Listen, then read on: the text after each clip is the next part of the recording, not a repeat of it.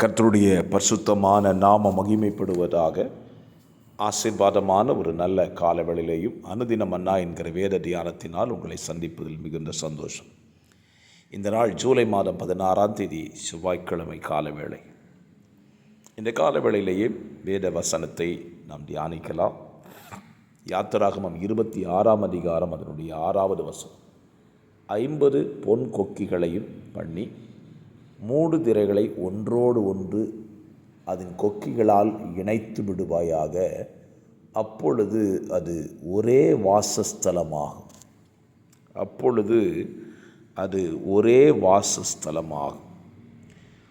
ஆண்டவர் ஆசரிப்பு கூடாரத்தை மோசேட்ட அமைக்க சொல்லும்போது அது ஒரே வாசஸ்தலமாக இருக்கும்படி சொல்லுகிறார். அப்படியானால் ஒரே வாசஸ்தலமாக இருக்க வேண்டுமானால் அது இணைப்பில் இருக்க வேண்டும், ஒன்றோடு ஒன்று இணைக்கப்பட்டிருக்க வேண்டும் என்பதுதான் இந்த வசனத்தில் நமக்கு வெளிப்படுத்தப்படுகிறது.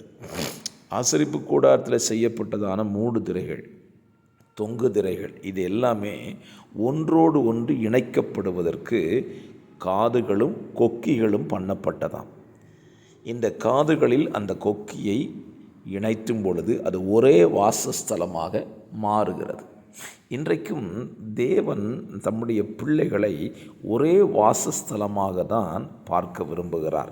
அப்படியானால் பலதரப்பட்ட மனிதர்கள், பலதரப்பட்ட ஸ்தோத்திர பின்னணியில் உள்ளவர்கள் தான் சபைக்குள் வருகிறார்கள்.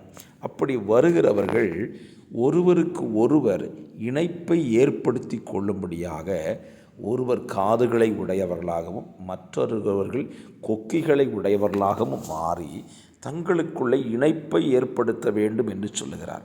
இன்றைக்கு பாருங்கள், சபைகளில் இணைப்பை ஏற்படுத்துகிறதை விட பிளவை ஏற்படுத்துகிறதுக்குத்தான் நிறைய பேர் இருக்கிறாங்க.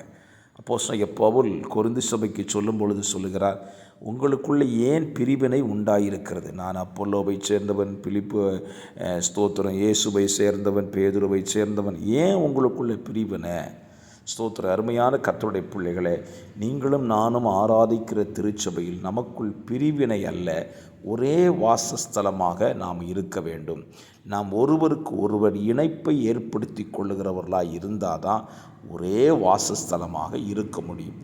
அது சபையாக இருக்கட்டும், குடும்பமாக இருக்கட்டும், எதுவாக இருந்தாலும் சரி, ஒருவருக்கு ஒருவர் இணைப்பை ஏற்படுத்துகிறவர்களாக தேவன் இன்றைக்கு நம்மை மாற்ற விரும்புகிறார். பாருங்கள், ஆண்டவர் ஆசரிப்பு கூடாரத்தை செய்கிறது சொல்லும்போது மோசேட்ட இதை முக்கியப்படுத்தி சொல்லுகிறார். ஆகவே இந்த காலவெளியில் நீங்கள் இருக்கிற குடும்பத்தில், நீங்கள் ஆராதிக்கிற திருச்சபையில் நீங்கள் இணைப்பை ஏற்படுத்துகிறவர்களாக இருக்க பிரயாசப்படுங்கள்.